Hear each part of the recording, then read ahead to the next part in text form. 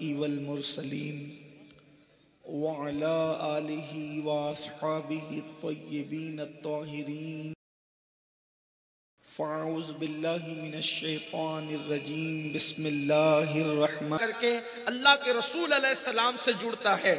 یعنی کہ اگر کوئی یہ بات ہمیں کہے کہ اللہ کے رسول کا یہ عقیدہ تھا یا آپ کا یہ عقیدہ ہے، کیا یہ عقیدہ رسول اللہ اور اصحاب کا تھا یا نہیں تھا، تو ہم قرآن اور حدیث کے ساتھ اپنے عقائد کو بالکل ثابت کر سکتے ہیں کہ آج کی تاریخ میں، آج 16 اگست 2022 کی تاریخ میں جو ہم عاشقان رسول کا عقیدہ ہے، وہی عقیدہ اللہ کے رسول علیہ السلام اور ان کے صحابہ کا تھا. اس لیے ہم انہی کے عقیدے پر ہیں الحمدللہ. اس طرح کا معاملہ دنیا کا کوئی انسان، کسی مکتب فکر کا انسان یہ نہیں بتا سکتا کہ جو اللہ کے رسول علیہ السلام اور اصحاب رسول کا عقیدہ تھا وہی عقیدہ اوروں کا بھی ہے. اس لیے میں اپنی گفتگو کو آگے بڑھانے سے پہلے تھوڑی دیر آپ کی توجہ تمہید پر چاہتا ہوں. میرے آقا صلی اللہ علیہ وآلہ وسلم کے پیارے دیوانوں، ہمارے نبی مصطفیٰ جان رحمت صلی اللہ علیہ وآلہ وسلم کی آمد سے پہلے جو ہے وہ کم و بیش 1 لاکھ یا 2,24,000 انبیاء کرام تشریف لائے. انبیاء ایک دو نہیں تھے، ہندوستان میں بھی انبیاء کرام کی تعداد ہے.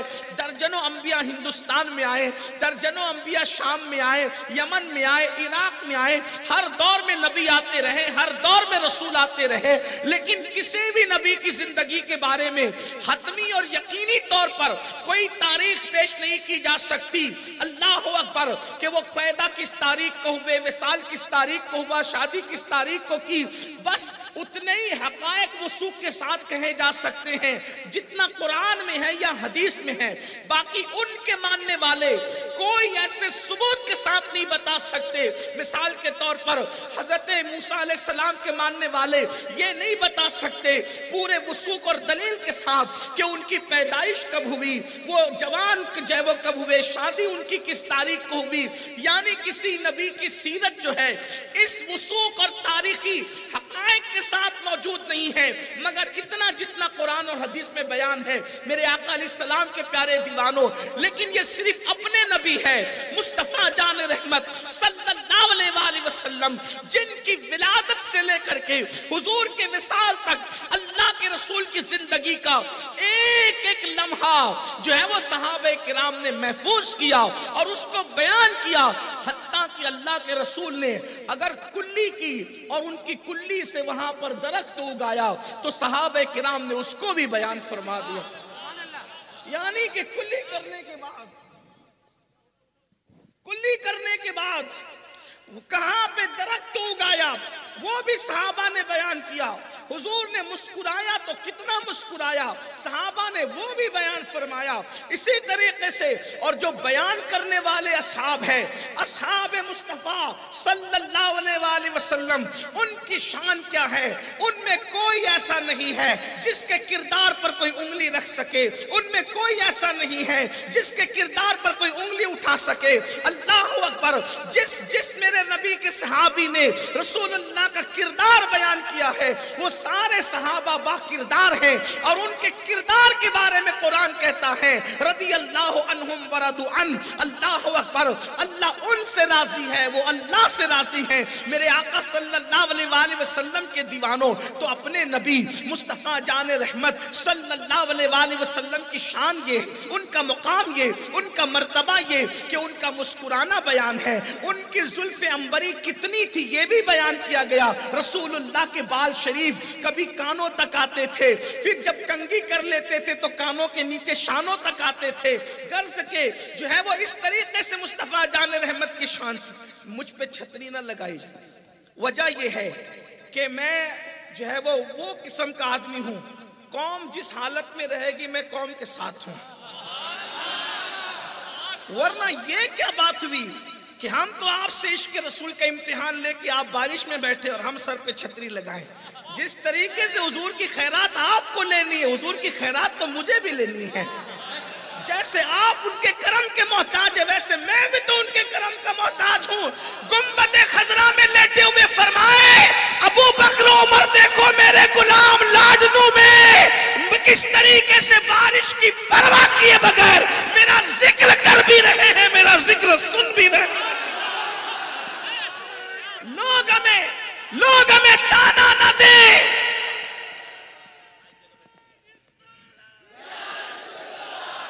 لوگ ہمیں تانا نہ دیں کہ رسول اللہ کے دور میں ہوتے تو کیا کرتے۔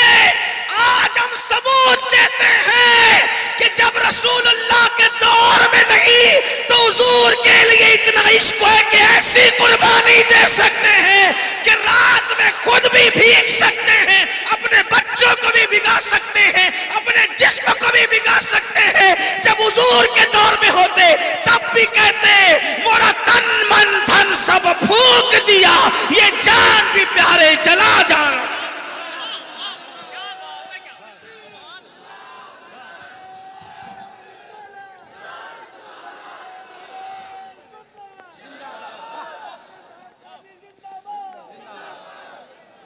باطل سے ڈرنے والے ہیں آسمان نہیں ہم، میں اس کو چینج کر کے کہتا ہوں بارش سے ڈرنے والے ہیں آسمان نہیں ہم، 100 بار کر چکا ہے تو امتحان ہمارا۔ سبحان اللہ سبحان اللہ۔ میرے مالیگاؤں میں، میرے گنبد و مینار کے شہر مالیگاؤں میں جب بھی بارش ہوتی ہے اور پروگرام شروع ہو جائے تو کوئی بھی بندہ اٹھ کے نہیں جاتا۔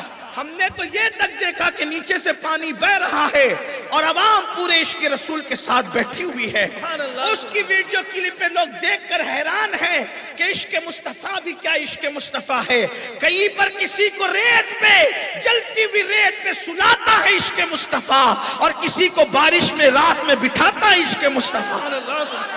جب عشق مصطفیٰ میں اتنی طاقت ہے تو ذات مصطفیٰ میں کتنی طاقت ہوگی، اور واللہ طاقت کتنی ہے اگر اشارہ کرتے ہیں ان کے اشارے سے چاند ٹکڑے ہو جاتا ہے۔ سبحان اللہ سبحان اللہ۔ اشارہ کرتے ہیں تو ڈوبا ہوا سورج پلٹ آتا ہے۔ تو میں اپنی گفتگو کو بہرحال شروع کر رہا ہوں اور آپ کی توجہ چاہتا ہوں۔ بارش بڑھتی کم ہوتی رہے گی، یہ بارش کا اپنا مزاج ہے، عاشقوں کا اپنا مزاج ہے۔ عاشقان رسول جب بیٹھ جاتے ہیں تو پھر وہ اٹھا نہیں کرتے، ان کو موسم نہیں بدلا کرتے، اس عاشقان رسول موسم کو بدل دیا کرتے ہیں۔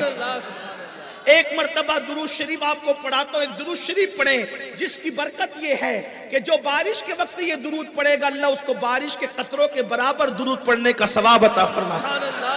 پڑھیے اللہم صلی علی سیدنا و مولانا محمد بعدد قطرات الامطار۔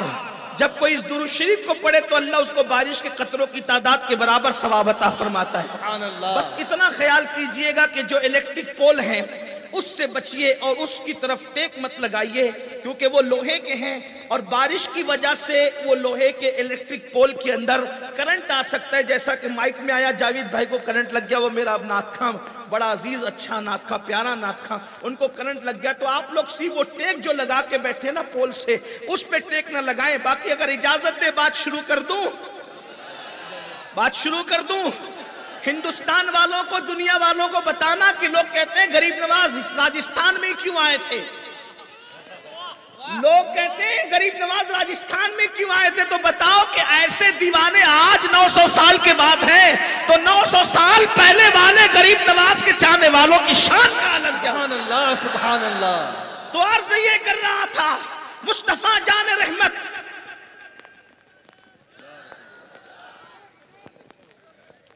اللہ کے رسول علیہ السلام کی شان، یہ صحابہ کرام نے شان سے بیان کیا کہ ان کے بال نصف کان تک آتے تھے، کنگھی کر لیتے تھے تو پورے کان تک، کبھی کندھوں تک، یعنی حضور کے بال کتنے بڑے تھے وہ بھی، حضور کے بال کتنے سفید تھے کتنے کالے تھے وہ بھی، یہاں تک صحابہ نے بیان کیا 19 سے زیادہ بال اللہ کے رسول کی داڑھی کے سفید نہیں ہوئے تھے، یہاں یعنی اتنے وسوخ کے ساتھ ہمارے نبی کی زندگی حدیث میں موجود، سیرت میں موجود، کتابوں میں موجود. رسول اللہ نے چاند کے ٹکڑے کیے تو کہاں کھڑے ہو کے کیا وہ مقام موجود. حضور علیہ السلام کے ہاتھوں سے پانی کے چشمے جاری ہوئے تو کہاں کیا وہ بھی موجود. کتنے لوگ تھے وہ بھی موجود. گویا کہ حضور کی زندگی کا ایک ایک لمحہ ہمارے پاس موجود ہے. اور کس کے پاس موجود ہے؟ یہ صرف وہ لوگ ہیں جن کو اہل سنت و جماعت کہتے ہیں. اس لیے کہ بعض لوگ وہ ہیں کہ جو رسول اللہ کے پردہ فرمانے کے 300 سال کے بعد دنیا میں پیدا ہوئے. اس طریقے سے کچھ لوگ وہ ہیں جو 1857 کے بعد دنیا کے اندر آئے. لیکن اہل سنت و جماعت کا معاملہ یہ ہے کہ جو عقیدہ صدیق اکبر کا تھا، جو عقیدہ فاروق اعظم کا تھا، جو عقیدہ عثمان غنی کا تھا، جو عقیدہ مولا علی کا تھا، جو عقیدہ کربلا والوں کا تھا، جو عقیدہ بدر و حنین والوں کا تھا، وہی عقیدہ آج اہل سنت و جماعت کا ہے. اسی لیے جنت اسی کو ملنی ہے جس کا عقیدہ صحابہ اور اہل بیت کے عقیدے کی طرح. نعرہ تکبیر، نعرہ رسالت، علماء اہل سنت، مسلک اعلی حضرت. ہم پوری دنیا کے کلمہ پڑھنے والوں کو، صوفیہ اور اولیاء کے ماننے والے یہ پیغام دیتے ہیں اتحاد امت کی ضرورت کل جتنی مسلمانوں کو تھی اس سے زیادہ آج مسلمانوں کو ہے. کیونکہ شام جل رہا ہے، فلسطین تباہ ہو رہا ہے، عراق کی اینٹ سے اینٹ بج رہی ہے، کسی جگہ مسلمان سکون اور اطمینان سے نہیں ہے. آج اتحاد امت کی ضرورت زیادہ ہے. لیکن امت میں اتحاد کیسے ہوگا؟ کوئی کچھ بکے گا، کوئی کچھ بکے گا، کوئی کچھ بکے گا تو امت تو لڑے گی. آؤ اپنے مولویوں کی باتیں چھوڑ کر صحابہ اور اہل بیت کی عقیدے پر پوری دنیا کے کلمہ پڑھنے والے متحد اور متفق ہو جاؤ. سبحان اللہ، سبحان اللہ. عقیدہ صحابہ کا ہوگا، اہل بیت کا ہوگا. آپ کو بتاؤں، آپ نے اہل سنت کے عقیدہ عنوان دیا. آئیے میں آپ کے سامنے ایک ایک بات پڑھتا ہوں. فاتحہ یہ اہل سنت کے عقائد میں سے نہیں ہے. سندل اہل سنت کی عقائد میں سے نہیں ہے. چادر اہل سنت کی عقائد میں سے نہیں ہے. یہ اہل سنت کے مراسم میں سے ہے. مراسم اور معمولات کوئی ادا کرے یا نہ کرے اس پر کوئی حکم نہیں ہے. جیسے مثال کے طور پہ کوئی پوری زندگی اگر کسی ولی کے مزار پہ چادر نہ چڑھائے تو اس کی سنیت میں کوئی فرق نہیں آتا. اگر کوئی پوری زندگی اللہ نہ کرے فاتحہ نہ کرے اس کی سنیت میں کوئی فرق نہیں آتا. اسی طریقے سے کوئی گھاگھر چادر نہیں نکالتا اس کی سنیت میں کوئی فرق نہیں آتا. اگر کوئی بندہ کسی پیر سے مرید نہیں ہوتا اس کی سنیت میں کوئی فرق نہیں آتا. یہ ساری چیزیں مراسم اور معلومات مراسم اور معاملات میں سے ہے. یہ ہمارے عقائد نہیں ہے، عقائد میں سے نہیں ہے. ہاں فاتحہ کرنا اچھا کام ہے، مستحب ہے. مرید ہونا اچھا کام ہے، مستحب ہے. چادر چڑھانا اچھا کام ہے، مستحب ہے، پسندیدہ ہے. نہ فرض ہے نہ واجب ہے.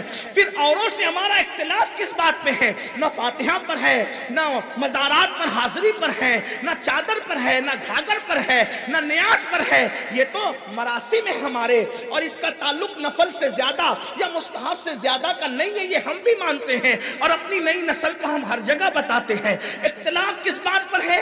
اختلاف ہے تعظیم رسول پر، اختلاف ہے اللہ و رسول کے احترام پر، اختلاف ہے اولیاء کے احترام پر، اختلاف ہے اللہ اکبر اہل بیت کے احترام پر، اختلاف ہے صحابہ کے احترام پر کہ ہم احترام کی بات کرتے ہیں اور وہ توہین کرتے ہیں، وہ بے ادبی کرتے ہیں. مثال کے طور پر آئیے میں آپ کو بتاؤں صحابہ کا عقیدہ کیا تھا. صحابہ کا عقیدہ یہ تھا کہ اللہ کے رسول علیہ السلام غیب جانتے تھے. اللہ کے رسول غیب جانتے تھے. یعنی کہ غیب کس کو کہتے ہیں؟ اب ذرا توجہ کریں. غیب کس کو کہتے ہیں؟ جس کو حواس خمسہ کے ذریعے سے آدمی پتہ نہ لگا سکے اس کو کہتے ہیں غیب. جیسے مثال کے طور پر دیکھنا، یہ ایک بات ہوئی، یہ ایک حص ہے دیکھنا. سننا یہ بھی خس ہے، چکھنا یہ بھی خس ہے، چھونا یہ بھی خس ہے، یہ ساری چیزیں سننا یہ بھی خس ہے، یہ 5 حصے اس کو کہتے ہیں حواس خمسہ۔ اب حواس خمسہ کے ذریعے سے یعنی چکھے بغیر، سنے بغیر، سونگے بغیر، سنے بغیر، چھوئے بغیر جو کسی چیز کا پتہ لگا لے اس کو کیا، اس کا چھوئے بغیر اس کا پتہ لگا لے اس کو کیا کہتے ہیں؟ غیب کی خبر۔ اب جو علم غیب ہے ہم یہ نہیں کہتے، دیکھو غلط فہمی کیا ہے، لوگوں کو غلط فہمی ہے، اگر اللہ کرے یہ غلط فہمی دور ہو جائے تو امت متحد ہو سکتی ہے۔ لوگوں کو یہ غلط فہمی ہے کہ ہم کہتے ہیں کہ نبی اللہ کے بتائے بغیر جانتے تھے۔ استغفر اللہ، جو یہ عقیدہ رکھے کہ اللہ کے بتائے بغیر کسی کو ذرے کا علم ہے تو ہم اس کو کافر مانتے ہیں۔ اللہ کے بتائے بغیر کسی کو بھی ذرے کا علم نہیں ہو سکتا، جس کسی کو بھی علم ہے وہ اللہ کی عطا سے اور اللہ کے بتائے سے۔ بے شک بے شک، کسی کی بھی بات کر لیں، چھوٹا یا بڑا، سب اللہ کی عطا سے۔ پھر دوسری چیز، ہمارا یہ عقیدہ نہیں ہے کہ جتنا علم اللہ کا ہے اتنا علم رسول اللہ کا ہے، یہ عقیدہ بھی ہمارا نہیں ہے، یہ ہم پہ الزام ہے، بلکہ اللہ کا علم لا محدود ہے۔ علماء کرام کی توجہ سبق سنانے کی غرض سے اگر غلطی کروں تو مجھ پہ وہ توجہ فرمائیں گے، مجھے بتائیں گے، تھوڑی دیر ذرا تھوڑی دیر نوازش کرم فرمائی، توجہ فرمائیں۔ یہ جو ہمارے لیے کہا جاتا ہے کہ ہم اللہ کے برابر نبی کا علم مانتے ہیں، یہ جھوٹ ہے۔ اللہ کا علم لا محدود ہے، اور علم الہی کے اعتبار سے رسول اللہ کا علم محدود ہے۔ ہمارے اعتبار سے نبی کے علم کی کوئی حد نہیں، لیکن خدا کے علم کے اعتبار سے اللہ کے نبی کے علم کو محدود مانا گیا، ٹھیک؟ بلکہ یہاں تک فرمایا حضرت سیدنا عبداللہ ابن عباس نے، توجہ کرنا، ابن عباس کون؟ اگر آپ کو بات مشکل لگے، سمجھ میں نہیں آئے تو آپ چپ ہو جائے تو میں سمجھوں گا کہ آپ کے سر کے اوپر سے جا رہی ہے، اور اگر آپ سن کر کچھ بولیں گے تو مجھے لگے گا کہ بات آپ کے سمجھ میں آ رہی ہے۔ یہ آپ کو کرنا ہوگا، بغیر سمجھے آپ کو کچھ بولنا نہیں ہے، سمجھ میں آئے تو بولنا، تو مجھے لگے گا کتنے لوگ سمجھ رہے ہیں۔ عبداللہ ابن عباس کون؟ رسول اللہ کے چچا عباس ابن عبد المطلب کے بیٹے۔ ان کے پاس علم کتنا؟ رسول اللہ نے ان کو لعاب چٹایا اور لعاب چٹا کر دعا دی، اللہم یفقہہ فی الدین، اے اللہ اس کو دین کی سمجھ عطا فرما، دین کا فہم عطا فرما۔ حضرت عمر ابن خطاب فرمایا کرتے تھے، توجہ کرنا، عمر ابن خطاب فرمایا کرتے تھے جب قرآن کی کسی آیت کے بارے میں ابن عباس کوئی رائے اپنی دے دے، اپنی بات بیان کر دے، اب کسی کو کچھ کہنے کا حق نہیں ہے۔ سب سے سچی بات، سب سے بہتر بات قرآن کے معاملے میں ابن عباس بیان کر سکتا ہے، اور ابن عباس کو یہ کہاں سے ملا؟ رسول اللہ نے تھوڑا سا لعاب چٹا دیا، اس بنیاد پر ابن عباس کو یہ نصیب ہو گیا۔ اب آگے کی بات سنو، اب آگے کی بات سنو، تو گویا کہ قرآن کے معاملے میں ابن عباس جو کہہ دے، اس کے بعد عمر ابن خطاب میرے آقا امیر المومنین کہتے تھے کسی کو کہنے کا حق نہیں۔ اب ابن عباس کہتے ہیں ایک دن مجھے حضرت مولا کائنات شیر خدا علی کے مرتضیٰ نے بلایا، اور قبرستان میں بلا کر کے میرے سامنے وہ بسم اللہ کی تفسیر بیان کرنے لگے، گویا کہ الحم کی الف کی تفسیر بیان کرنے لگے، الحم کے لام کی تفسیر بیان کرنے لگے، اور بیان کرتے رہے یہاں تک کہ صبح ہو گئی، اور میرے کندھے پہ ہاتھ مار کے کہا عباس کے بیٹے جا فجر کی نماز کی تیاری کر، جتنا بیان کیا وہ تھوڑا ہے، جو رہ گیا بہت زیادہ ہے، اگر میں چاہوں تو بسم اللہ کی باں پر اتنا لکھوں کہ اس سے اتنی کتابیں ہو کہ 70 اونٹ لاد دیے جائیں۔ تو ابن عباس کہتے تھے ہم سب کا علم، توجہ کرے اب نبی کے علم کے بارے میں، ہم سب کا علم علی کے علم کے سامنے ایسا تھا جیسے 7 سمندروں کے سامنے ایک چھوٹا سا حوض ہوا کرتا ہے۔ ہمارا علم سب کا علی کے علم کے سامنے ایسا تھا جیسے 7 سمندروں کے سامنے ایک چھوٹا سا حوض ہوا کرتا ہے، اور علی کا علم نبی کے علم کے سامنے ایسا تھا جیسے 7 سمندروں کے سامنے ایک چھوٹا سا حوض ہوا کرتا ہے، اور نبی کے علم کو خدا کے علم سے ایسے ہی نسبت ہے۔ سبحان اللہ۔ سبحان اللہ. یہ اہل سنت کا عقیدہ. اور علی کا علم کیا؟ توجہ آپ کی بول سکتا ہوں. علی کا علم کیا؟ علم علی کیا؟ توجہ کریں. مولا کائنات کوفہ میں صبح صبح اپنے غلام سے کہتے ہیں جا، دو لوگ جھگڑا کر رہے ہیں، میاں بیوی جھگڑا کر رہے ہیں، ان کو میرے پاس لے کیا. علی اپنے گھر میں بیٹھ کر لوگوں کے گھر کا جھگڑا بھی دیکھ رہے ہیں. سبحان اللہ. توجہ کریں. علی اپنے گھر میں بیٹھ کر لوگوں کے گھر کا جھگڑا بھی دیکھ رہے ہیں. گھر میں بیٹھ کے لوگوں کا جھگڑا بھی دیکھ رہے ہیں. اکا ان دونوں میاں بیوی کو بلا کے لا. آپ اندازہ کریں، ابھی بات آگے بڑھے گی. وہ گیا، دونوں واقعی لڑ رہے تھے. کون لڑ رہا تھا؟ میاں بیوی. کون؟ بارش کا اثر جوانوں پر نہیں ہوتا. کون؟ ہاں، مسلم جوان عقاب کی طرح ہوتا ہے. وہ موسم سے ڈرتا نہیں، وہ انجوائے کرتا ہے. جب بارش ہوتی ہے تو سارے پرندے گھونسلے میں جاتے سوائے عقاب کے. عقاب بارش کا انتظار کرتا ہے، تو آ تو صحیح، میں تجھ سے مقابلہ کروں. آج ہم بھی بتائیں نا کہ ہم بھی کوئی عقاب ہے. کون لڑ رہا تھا؟ بولے. میں اس طرح بلواتا نہیں ہوں، لیکن موسم کی وجہ سے مجھے تھوڑا چیک کرنا ہے، تاکہ میں بھی زندگی بھر کوئی مجھ سے پوچھے نا کہ یادگار محفل کہاں پڑی، تو کہہ سکوں کہ لاڈنوں میں پڑی تھی. سبحان اللہ. سبحان اللہ. کون جھگڑا کر رہا تھا؟ میاں بیوی. ہاں، کون؟ میاں بیوی. اور کس کو پتا؟ علی کو بلایا. توجہ کرے، بلایا. ادھر آؤ. وہ آئے. کیوں لڑ رہے ہو؟ شوہر نے کہا مالک یہ میری بیوی ہے، اس سے چند دنوں پہلے شادی کی ہے. جب بھی اس کے قریب جاتا ہوں ایسی گھن لگتی ہے، جھگڑنے دل چاہتا ہے، لڑائی کرنے دل چاہتا ہے، جھگڑا کرنے دل چاہتا ہے، اس سے کراہت آتی ہے. آج تک اس کے ساتھ میں نے بیوی جیسا سلوک نہیں کیا، کیونکہ جب بھی بیوی کی حیثیت سے اس کے پاس جاتا ہوں تو گھن آنے لگتی ہے اور کراہت آنے لگتی ہے، تو جھگڑے کا موڈ ہو جاتا ہے. فرمایا کھڑا رہ. کہا اس سے بیوی سے کہا تو نے کسی کے ساتھ منہ کالا کیا تھا کبھی جوانی میں؟ علی کا علم ہے. علی کا علم ہے. منہ کالا کرنے کا مطلب لاڈو والے تو سمجھتے ہی ہوں گے. ایسا نہیں کہ توا اٹھا کر کے روٹی کا توا منہ پہ مل لیا، یہ منہ کالا نہیں. منہ کالے کا مطلب آپ سمجھتے تو ہوں گے نا. ہندوستان میں رہتے میرے بھائیوں، لیکن میں حیا کے پردے میں کہہ رہا ہوں کہ بچے، بوڑھے، جوان، یہ ہمارے سید بھی موجود ہیں، تو ان لوگوں کا بھی احترام کرنا پڑتا ہے، ورنہ لوگ یہ نہ کہے تو یہ بڑی کھلی کھلی کرتے ہیں. میں کھلی کھلی نہیں، حیا کے پردے میں کہہ رہا ہوں. میرے مولا نے کہا تو نے جوانی میں کسی کے ساتھ منہ کالا کیا تھا. وہ تو علی کو دیکھتی رہ گئی. وہ علی کو دیکھتی رہ گئی کہ میں نے اکیلے میں منہ کالا کیا تھا. علی کو پتا کیسے چلا؟ سبحان اللہ. سبحان اللہ.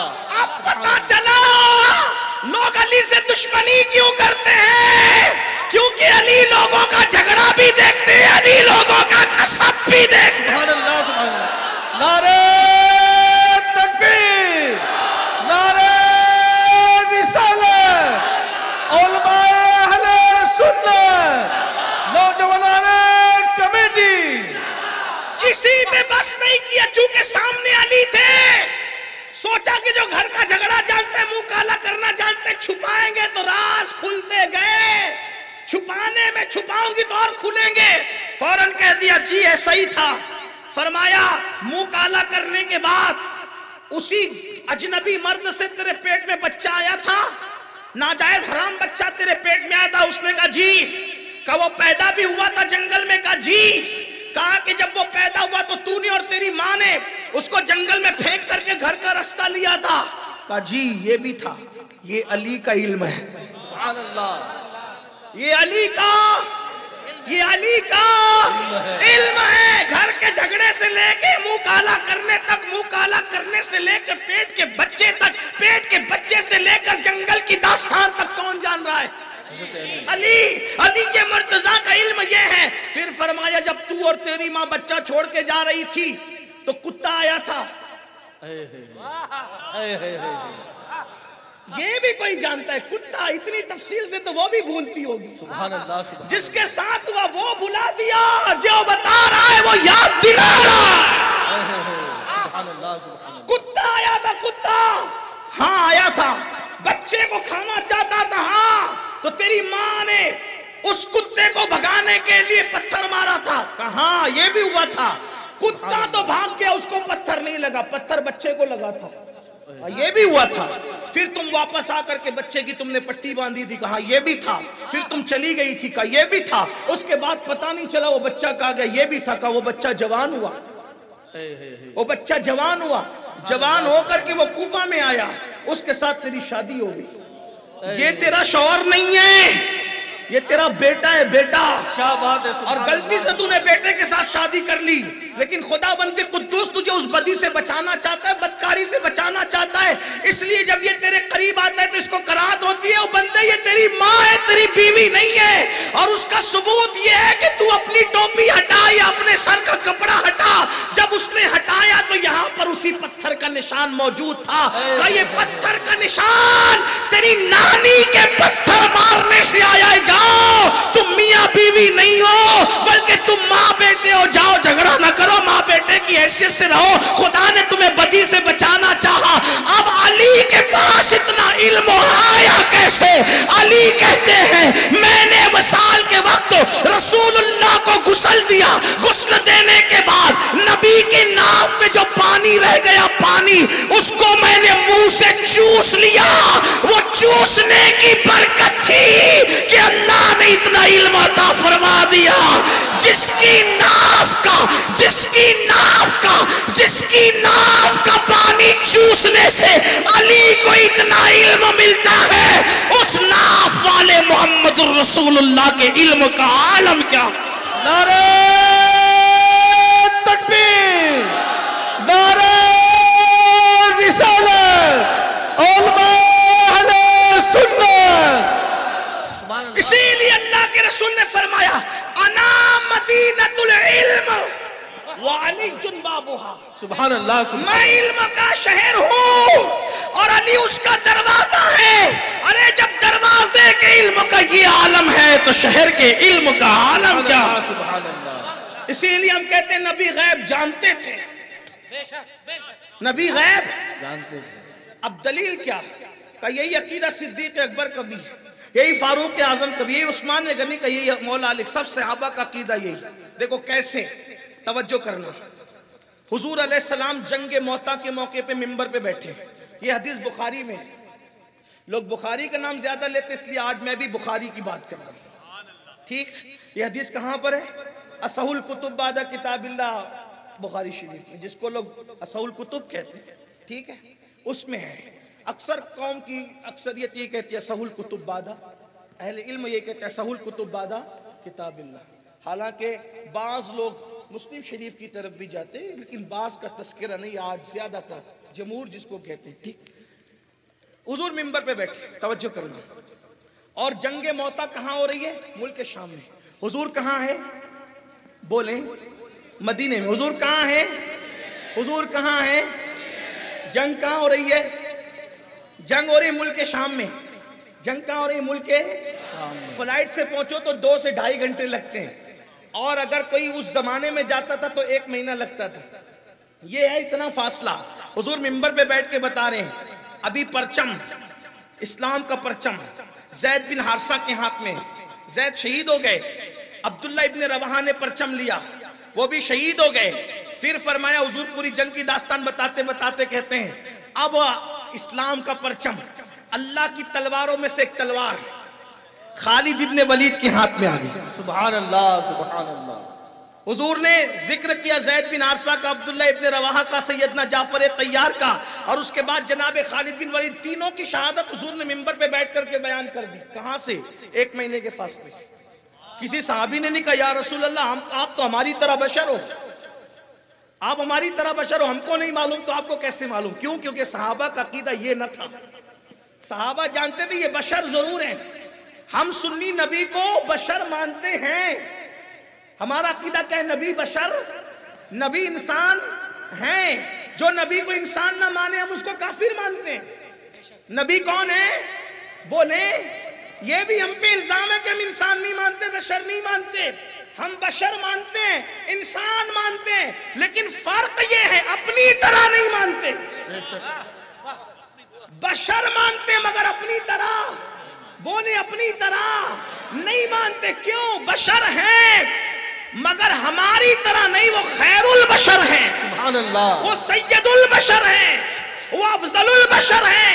हजरत बेदम शवारसी तो यूं कहते हैं, अब आदमी कुछ और हमारी नजर में है, अब आदमी कुछ और हमारी नजर में है। जब से सुना यार लिबासे बशर में है, सुभान अल्लाह, जब से सुना यार। लोगों में और हम में फर्क ये है कि लोगों ने नबी को देखकर, लोगों ने, तवज्जो करना, लोगों ने नबी को लिबासे बशर में देखकर नबी को हकीर जाना। तवज्जो करें, लोगों के बशर मानने और हमारे बशर मानने में फर्क क्या है? तवज्जो करना।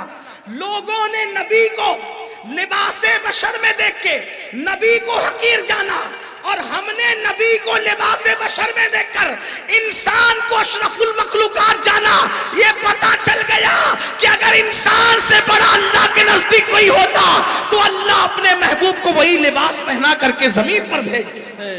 जब लिबासे बशर में भेजा तो इंसान में कुछ तो है, तभी तो महबूब को लिबासे बशर में भेजा है। अब लोग कहते हैं नहीं ना मौलाना, अब तवज्जो करते जाना, जल्दी जल्दी पढ़ूंगा मौसम का ख्याल रखते हुए। लोग कहते हैं नहीं ना मौलवी साहब, हम भी देखते हैं, नबी भी देखते हैं। मैंने कहा पहले इसी पे बात कर लें। नबी भी देखते हैं, हम भी देखते हैं, नबी भी सुनते हैं, हम भी सुनते हैं, नबी भी बोलते हैं, हम भी बोलते हैं। हम भी बकरी का दूध दोते हैं, नबी भी बकरी का दूध दोते हैं। हम भी बकरी चरा लेते हैं, नबी ने भी बकरी चराई। हमारी भी शादियां होती है, नबी की भी हो गई। हमारे भी बच्चे नबी के ही बच्चे, हमारे भी दोस्त नबी के भी दोस्त, हमने भी नमाज, नबी ने भी नमाज। इस तरीके की बातें हैं। अब इसी पे बात मैं मुकम्मल करता हूं, लेकिन आपकी तवज्जो के साथ। आप कहते हैं हम भी देखते हैं, नबी भी देखते हैं। देखो दोनों के देखने में फर्क क्या है। अल्लाह अकबर, हम लोग फरिश्तों को नहीं देख सकते।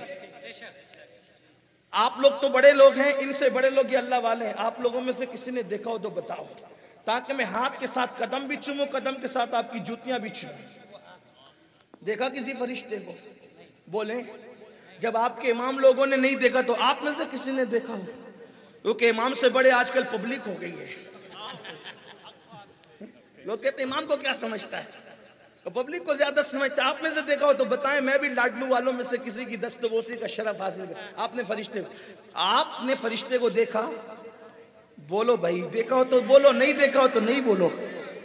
आपको साथ तो देना पड़ेगा ना। आपने फरिश्ते को देखा? बोले नहीं देखा। एक बार देखता है आदमी फरिश्ता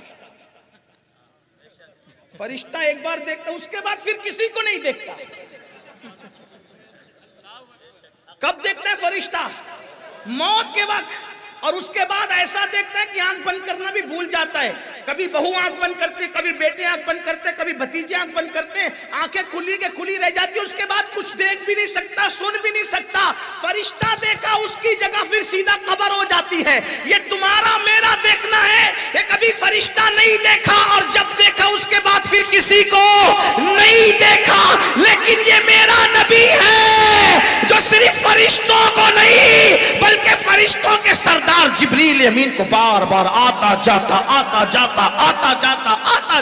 देखते हैं। और सिर्फ देखते ही नहीं है, अरे जिब्रील तो अपनी जगह है जो खुदा को देख करके खुदा को टिकटिकी बांध कर उसकी शान के मुताबिक देखता है और उनसे बातें भी करता है। और खुदा उस देखने को यूं बयान करता है, सुम्मतना फतदल्ला फकाना काबा कौसैन औ अदना।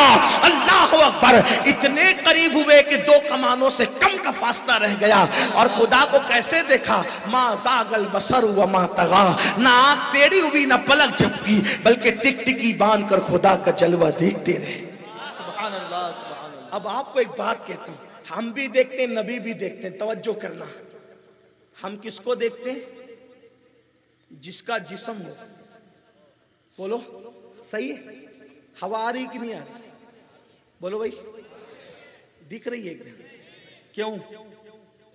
उसका, बोलो भाई, उसका जिस्म नहीं, इसीलिए आप उसको, हवा लग तो रही है, दिख नहीं रही है। सही? इसका मतलब हम देखते हैं जिसका जिस्म हो सिर्फ उसको, और जिसका जिस्म ना उसको। नबी का देखना यह कि जो खुदा जिस्म और जिस्मानियात से पाक है, नबी उसको भी देख रहे, उस खुदा को देख रहे हैं। हम कलाम करते हैं तो अल्फाज का कलाम होता है, ہم کلام کرتے تو آواز آتی ہے، اللہ کے کلام میں نہ الفاظ ہے نہ آواز ہے۔ جس کے کلام میں آواز نہیں آتی میرا نبی اس کے کلام کو بھی سنتا ہے، یہ اپنے نبی ہیں۔ اب بتاؤ ہماری طرح کیسے؟ جھگڑا اسی پر ہے، انسان ہونے پہ جھگڑا نہیں ہے، انسان تو ہے، بشر تو ہے، مگر ہماری طرح نہیں ہے۔ وہ خیر البشر ہے، سید البشر ہے۔ اب آپ کہیں گے وہ کیوں؟ وہ کہتے ہیں ظاہر میں مولانا اپنی طرح ہے۔ میں نے کہا ظاہر میں بھی اپنی طرح نہیں، کیوں؟ اس لیے کوئی ہمیں دیکھے تو نمازی بھی نہیں بنتا، اور ان کو دیکھ لے تو صحابی بن جاتا ہے، سبحان اللہ سبحان اللہ اور ایسا صحابی بنتا ہے جس پہ جہنم کی آگ حرام ہو جاتی ہے، سبحان اللہ دیکھ کر جہنم کی آگ حرام ہو جائے۔ سبحان اللہ، ایمان کی حالت میں دیکھے، ایمان کی حالت میں گیا جہنم حرام، پھر کچھ بھی کرے۔ ہمارا عقیدہ ہے کچھ بھی کرے، اگر مقام صحابیت پر گیا ہے تو اس پر جہنم کی آگ حرام ہے۔ اسی لیے تو ہمارے یہاں صحابہ کے کردار پہ کلام کرنا حرام ہے۔ کیوں؟ ارے جس نے خواب میں نبی کو دیکھا اس کی لوگ اتنی عزت کرتے ہیں، جس نے ماتھے کی آنکھوں سے رسول اللہ کو دیکھا اس کی کتنی عزت ہونی چاہیے۔ سبحان اللہ سبحان میرے امام اہل سنت تو ان کی عزت یوں بیان کرتے، خدا ان کو کس پیار سے دیکھتا ہے، خدا ان کو کس پیار سے دیکھتا ہے کہ جو آنکھیں ہیں محو لقائے محمد۔ لوگ کہتے چلے مان لیا ان کی آنکھیں بے مثال تھی، میں نے کہا ہاتھ، ان کے ہاتھ 5 انگلی، ہمارے ہاتھ کی 5 انگلی، میں نے کہا انگلی دیکھ، اشارہ کرے تو چاند ٹکڑے ہو، اشارہ کرے تو سورج پلٹ آئے۔ مولانا بکری کا دودھ تو ہم بھی دوتے وہ بھی دوتے تھے، میں نے کہا جو ہم دوتے ہیں نا، جو ہوتا ہے وہ دوتے ہیں، جو ہوتا ہے وہ دوتے ہیں۔ ان کا دونا دیکھا؟ کہا کیا دیکھا؟ میں نے کہا سفر ہجرت دیکھ، سفر ہجرت دیکھ۔ حضور ہجرت کے لیے چلے، ایک ہی صحابی ساتھ میں جس کو دنیا افضل البشر بعد الانبیاء بالتحقیق ابو بکر صدیق کے نام سے جانتی ہے، ٹھیک پہچان گئے؟ صحابہ کا امام، صحابہ میں سب سے بڑا عاشق رسول، وہ صحابی صدیق اکبر جس کے بارے میں آقا نے فرمایا سب کا ایمان ایک پلڑے میں رکھا جائے، اور ابو بکر صدیق کا ایمان ایک پلڑے میں رکھا جائے تو سب کے ایمان پر ابو بکر کا ایمان بھاری پڑ جائے گا۔ یہ صدیق اکبر۔ اب توجہ کرنا، آقا کے ساتھ چل رہے ہیں، سفر ہجرت ہے، ہجرت کے سفر میں میرے آقا علیہ السلام، اب چونکہ حضور ایسے تھے، بخاری شریف کی حدیث ہے، حضور اگر کھاتے نہیں تھے، توجہ کرنا، حضور اگر کھاتے نہیں تھے تو حضور کھانے کے محتاج نہیں ہوتے تھے، اگر پیتے نہیں تھے تو پانی کے محتاج نہیں ہوتے تھے، کیونکہ بخاری کی حدیث ہے اللہ کے رسول نے فرمایا کہ میں اپنی راتوں کو اپنے اللہ کے ساتھ گزارتا ہوں، میں اپنی راتوں کو اپنے اللہ کے ساتھ گزارتا ہوں، وہ مجھے کھلاتا بھی ہے، وہ مجھے پلاتا بھی ہے۔ توجہ کریں، یہ بخاری کی روایت ہے، میں اپنی راتیں اپنے اللہ کے ساتھ گزارتا ہوں، وہ مجھے کھلاتا ہے، مجھے پلاتا ہے۔ گویا کہ تمہاری رات تمہارے یاروں کے ساتھ گزرتی ہے اور رسول اللہ کی راتیں اللہ کے ساتھ گزرتی ہے، جیسا کہ اللہ کی معیت خصوصی ہے۔ اللہ اکبر۔ لیکن میرے آقا کو بھوک کا احساس نہ تھا، لیکن اپنے ساتھی کے بھوک کا احساس تھا، صدیق اکبر کی بھوک کا احساس تھا۔ میرے آقا چلتے چلتے ایک مقام پر پہنچے، وہاں پر ایک جھوپڑا تھا، اس جھوپڑے میں ایک عورت رہتی تھی، اس عورت کا نام تاریخ میں، سیرت میں ام معبد بتایا گیا ہے۔ حضور ام معبد کے گھر کے پاس پہنچے، فرمایا ابو بکر اس عورت سے کہو نا کہ یہ ہمیں کھانا کھلائے۔ حالانکہ حضور کو حاجت نہ تھی، حضور کو خیال کس کا تھا؟ کس کا تھا؟ صدیق اکبر کا خیال تھا۔ تو یہ کہتے کہ ابو بکر تمہیں کھلائے تو وہ کب کھاتے اپنے محبوب کو چھوڑ کر کے، لیکن صدیق اکبر سے کہا اس کو کہو ہمیں کھانا کھلائے۔ صدیق اکبر نے اس عورت سے کہا اے خاتون ہم مسافر ہمیں کھانا کھلاؤ۔ اس عورت نے کہا اے اجنبی مسافر، میں ایک ایسی خاتون ہوں، غریب عورت ہوں، اور میں تمہیں آج کچھ کھلا نہیں سکتی کیونکہ صبح کا وقت ہے، میری ساری بکریاں میرا شوہر جنگل لے کر کے چلا گیا، یہ ایک بیمار بکری پڑی ہے جس نے کبھی بچہ نہیں دیا ہے، اور بچہ نہ دینے کی وجہ سے اس کے اندر دودھ نہیں ہے۔ اگر آپ بکریاں پالتے ہیں تو آپ کو پتا ہوگا جو بکری بچہ نہ دے وہ دودھ بھی نہیں دیتی، جب بکری بچہ دیتی ہے تبھی دودھ دیتی ہے، بانج بکری کبھی دودھ نہیں دیتی۔ تو کہا یہ بانج بکری اس نے بچہ نہیں دیا، اور پھر یہ بیمار بھی ہے، چلنے کے قابل نہیں، کھڑی ہونے کے قابل نہیں، اٹھنے کے قابل نہیں، یہ پڑی ہوئی ہے، اس لیے جنگل نہیں گئی ہے، اس کے سوا کچھ نہیں ہے۔ میرا شوہر جنگل بکریاں لے کر گیا، اگر بکریاں ہوتی تو میں دودھ دو کر تمہیں پیش کر دیتی. صدیق اکبر کا یہ جواب، صدیق اکبر کو یہ جواب دیا. سرکار نے بھی سنا تو آقا نے فرمایا اس بڑھیا سے کہو کہ یہ بکری ہمیں دے دے، ہم اسی سے دودھ نکال لیں گے. جب اس بڑھیا سے کہا ابو بکر صدیق نے کہ تم یہی بکری دے دو ہم اس کا دودھ نکال لیں گے، اس نے ہنس کے کہا اجنبی مسافر کیا تجھے معلوم نہیں کہ بانج بکریاں دودھ نہیں دیتی؟ اچھا اگر یہ دودھ والی بھی ہوتی تب بھی یہ بیمار ہے، نہ کھا رہی ہے نہ پی رہی تو دودھ کیسے دے گی؟ صدیق اکبر نے کہا میرا یار کہتا ہے تو دے دیتی کیوں نہیں؟ او دے دینا. اس کے بعد تاریخ اور سیر میں آتا ہے کہ معبد نے کہا اٹھا لے جا بکری، اور جیسے ہی اس نے کہا کہ اٹھا لے جا بکری، صدیق اکبر نے بکری کو جو پڑی ہوئی تھی اٹھایا، اللہ کے رسول علیہ السلام کے پاس لایا. حضور وہی موجود تھے. اب معبد وہ دیکھنے لگی کیونکہ حضور کا چہرہ دیکھا، چہرہ دیکھ کر ہی وہ سمجھ گئی ہے کسی جھوٹے کا چہرہ نہیں، یہ سچے کا چہرہ ہے. صحابہ کہتے ہیں اگر اللہ بالفرض قرآن کی آیتیں نازل نہ بھی فرماتا تو حضور اتنے خوبصورت تھے کہ لوگ حضور کا حسن و جمال دیکھ کر کے اسلام کی حقانیت کو قبول کر لیتے. یہ حضور کا حسن تھا، یہ حضور کا جمال تھا.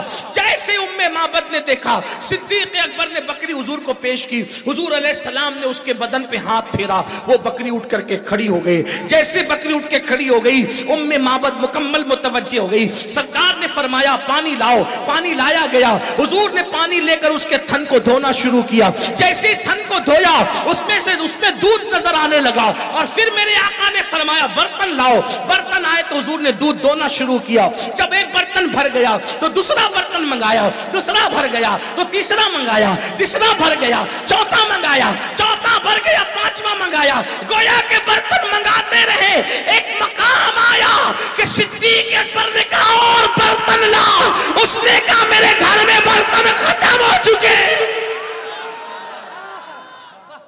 آپ کہتے ہیں کہ ہم بھی دودھ دوتے ہیں، جس میں ہوتا ہے اس میں دوتے ہو. یہ بانج بکری کے تھن سے دودھ نکالنا مصطفیٰ جان رحمت کے ہاتھ کا معجزہ. سبحان اللہ سبحان اللہ. یہ شان ہے اپنے نبی کی. تو یاد رکھو مسلمانوں، بات طول نہ دیتے ہوئے، کیونکہ بارش ہونے کے بعد جب کپڑوں پر ہوا لگتی ہے تو آپ کو تکلیف ہو سکتی ہے. بات ختم کرتے، حالانکہ ہمارے سید صاحب نے کہا تھا کہ کم سے کم 1.5 گھنٹہ تو آپ کو بولنا پڑے گا، لیکن بہرحال میں اپنا وقت تو پورا بھی ہو رہا ہے تو میں بات سمیٹتی عرض کروں.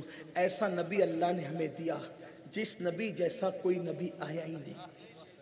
ان کو معجزات بے شمار دیے، ان کو علم بے شمار دیا، علم غیب ان کو دیا.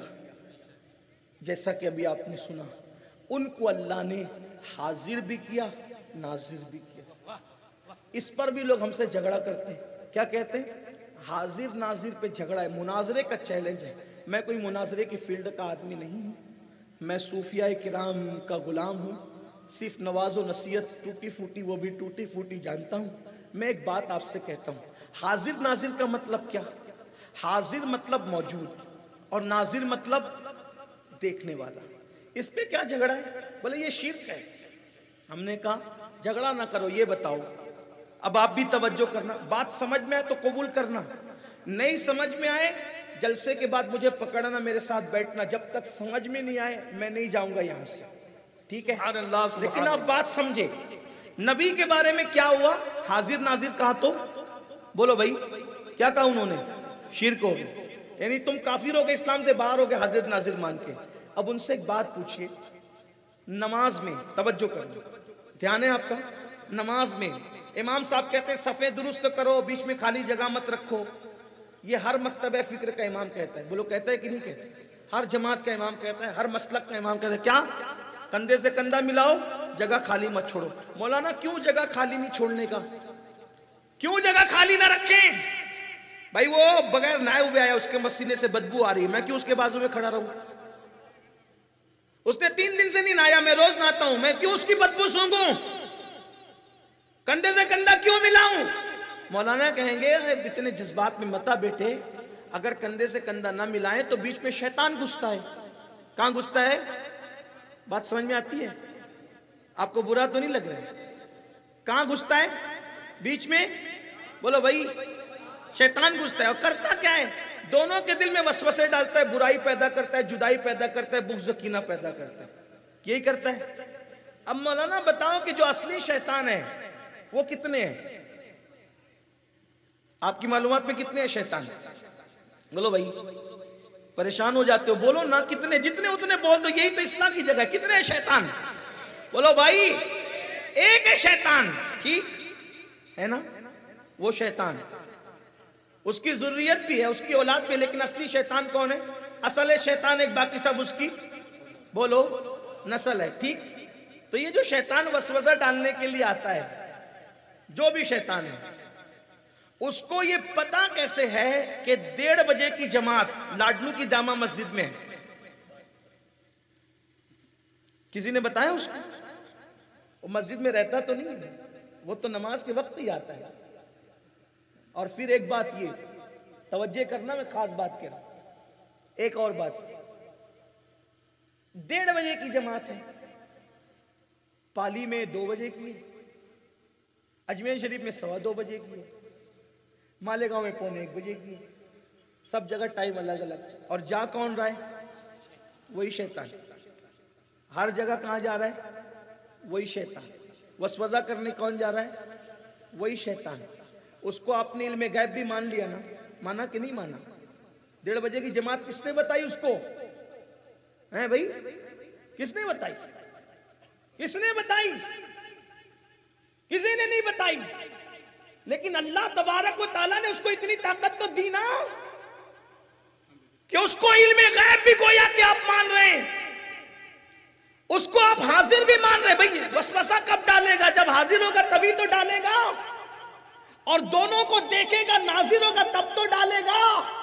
تو پتا چلا جب یہ بات ہم نے کہی کہ شیطان وسوسہ ڈالتا ہے، شیطان موجود ہے، شیطان وسوسہ ڈالتا ہے، شیطان موجود ہے، شیطان وسوسہ ڈالتا ہے، شیطان موجود ہے، شیطان دیکھ بھی رہا ہے، یہ ساری چیزیں کہاں تو کسی کو اختلاف نہیں ہوا، کسی کو کوئی ٹینشن نہیں ہوا، اس پہ کوئی مناظرہ نہیں ہوا، اس پہ کوئی جھگڑا نہیں ہوا، اس پہ کوئی فساد نہیں ہوا۔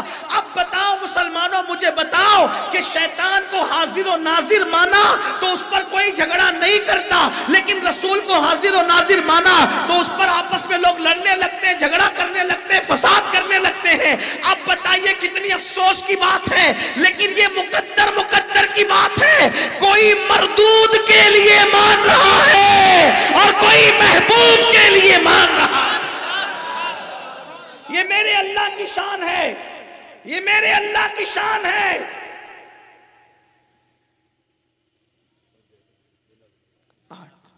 یہ میرے اللہ کی شان ہے، جب وہ مردود کو اتنا عطا کرتا ہے، جب وہ مردود کو اتنا عطا کرتا ہے تو وہ محبوب کو کتنا عطا کرتا ہے۔ آپ یہ بات کہتے ہیں مرتے وقت شیطان آتا ہے بہکانے کے لیے، بولو یہ بات کہتے ہو کہ نہیں کہتے کہ مرتے وقت شیطان آتا ہے بہکانے کے لیے؟ تو کتنے شیطان آتے ہیں بہکانے کے لیے؟ وہی ایک شیطان ہے، وہی اندور میں بھی ہے، وہی دلی میں بھی ہے، وہی راجستھان میں بھی ہے، وہ ایک وقت میں اتنی جگہ پہنچ رہا ہے، سب کو بہکا رہا ہے۔ تو جب شیطان ایک وقت میں اتنی جگہ حاضر ہو سکتا ہے تو جس کو اللہ نے سب سے بڑا محبوب بنایا، اللہ نے ان کو کتنی طاقت عطا کی ہوگی۔ پھر ایک بات یہ کہی جاتی ہے کہ یہ اولیاء اللہ، یہ صحابہ، یہ نبی سب مر گئے، مٹی میں مل گئے، کچھ نہیں ہے قبر کے اندر۔ لیکن ہم جھگڑے کی بات نہیں کرتے، جھگڑا نہ کرو، ٹھیک ہے۔ ایک بات آپ سے پوچھتا ہوں، ہم بھی بیان کرتے ہو بھی کرتے، انہوں نے کتنی بات کر دی، ہم اس کو نہیں مانتے۔ نبی مر کر مٹی میں مل گئے، کچھ نہیں بچا، صحابہ مر کے مٹی میں مل گئے، کچھ نہیں بچا، ان مومن مر کے مٹی میں مل گئے، ولی مل گئے، کیوں پریشان ہو کے وہاں جاتے ہو؟ کچھ نہیں بچا وہاں۔ اب یہ سب تو کہہ دیا کچھ نہیں بچا، لیکن جب اپنے اجتماع میں تقریر کرتے ہیں لوگ تو کیا کہتے ہیں؟ بھائیو نماز پڑھو۔ میں بھی کہتا ہوں، میرا بھی عنوان ہے، میں جب تک نماز میں تقریر نہیں کرتا تو بیان ختم ہی نہیں کرتا، کیونکہ میں جانتا ہوں کہ جب تک لوگ نماز نہیں پڑھیں گے تب تک لوگ اسلام کے قریب نہیں آئیں گے۔ اسلام کا پہلا زینہ ہے نماز، نماز کے قریب نہیں آئیں گے تو کام نہیں بنے گا۔ بلکہ میرے آقا علیہ السلام نے فرمایا جو نماز نہیں پڑھے گا وہ قیامت کے دن کالے سور کی شکل میں اٹھے گا، کالے خنزیر کی شکل میں۔ چہرے پہ پھنسی آ جائے تو لوگ محفلوں میں جانا چھوڑ دیتے ہیں، جب کالے سور کی شکل میں اٹھیں گے تو ان کا انجام کیا ہو۔ اور بے نمازی کو جب قبر میں رکھا جاتا ہے تو اس کا کپڑے کا کفن نہیں ہوتا، اس کا آگ کا کفن ہو جاتا ہے۔ نیچے اوپر دائیں بائیں اوپر نیچے آگ سی آگ ہوتی ہے، اس کی قبر آگ سے بھر دی جاتی ہے۔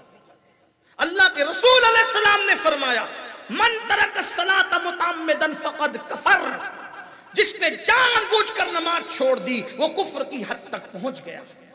میرے بھائیوں، نماز پڑھو، نماز کے پابند بنو۔ یہ مت سوچو کہ ہم سنی ہیں تو ہم جنتی ہیں۔ اگر آپ کا عقیدہ درست ہے بات اپنی جگہ، لیکن بغیر نماز کے آپ جنت میں نہیں جا سکتے، کیونکہ سرکار غوث پاک کا فرمان ہے۔ غوث پاک فرماتے ہیں اگر بے نمازی مر جائے اس کو مسلمان کے قبرستان میں دفن مت کرو۔ جب غوث پاک بے نمازی کو مسلمانوں کے قبرستان میں پسند نہیں کرتے تو غوث پاک لوگوں کو اپنے سلسلے میں کیسے پسند کریں گے جو نماز نہیں پڑھتے؟ یہ آپ کا خواب ہے، خیال ہے کہ آپ کپڑا پکڑ کے قادری ہو جائیں گے اور زندگی بھر نماز نہیں پڑھیں گے۔ یاد رکھنا، قادریت اتنی سستی نہیں ہے کہ آپ کپڑے پکڑ کے قادری ہو جائیں۔ قادریت کپڑوں کو پکڑنے کا نام نہیں ہے، قادریت شریعت پر قائم رہنے کا نام ہے، قادریت شریعت پہ ڈٹ جانے کا نام ہے، قادریت طریقے قادریت کو زندہ کرنے کا نام ہے۔ یہ کیا ہوا؟ پوری زندگی ناپاک رہے، کھڑے ہو کے پیشاب کرتے رہے، کوئی زنا کے اڈوں کو آباد کرتا رہا، کوئی شراب کے اڈوں کو آباد کرتا رہا، کوئی معاذ اللہ جوا کھیلتا رہا، کوئی جنگلی رمی کے نام پہ جوا کے اندر گھس گیا۔ اللہ اکبر، ایزی منی کے چکر میں، شارٹ ٹائم میں ترقی کرنے کے چکر میں کبھی جوا کی طرف جا رہے ہو، کبھی نشے کی طرف جا رہے ہو، کبھی شراب کی طرف جا رہے ہو، کبھی زنا کی طرف جا رہے ہو۔ میری قوم کے جوانوں، یاد رکھنا، جب تک کہ جسم میں جان ہے تب تک آوارگی کرو گے، تب تک عیاشی کرو گے، تب تک پاپ کرو گے، لیکن جس دن روح کا رشتہ جسم سے ٹوٹ جائے گا اس دن کہیں کے نہیں رہو گے، اس دن پچھتاؤ گے۔ دنیا میں پاپ کرنے نہیں آئے، دنیا میں شراب پینے نہیں آئے، دنیا میں نماز ترک کرنے نہیں آئے، دنیا میں زنا کرنے نہیں آئے، بلکہ نادان دنیا میں آئے ہو اچھے عمل کرنے کے لیے۔ میرا اللہ قرآن میں کہتا ہے الذی خلق الموت والحیات لیبلوکم ایکم احسن عملا، کہ ہم نے موت اور زندگی کو اس لیے پیدا کیا تاکہ ہم تمہیں آزمائیں کون تھوڑی سی زندگی کو پا کے اچھا عمل کرتا ہے۔ اور سن لو، آج 16 17 سال کے لڑکے اور لڑکیاں فلمیں دیکھ کر، گندی فلمیں دیکھ کر، سیریل دیکھ کر آج زنا کی طرف تیزی کے ساتھ بڑھ رہے ہیں۔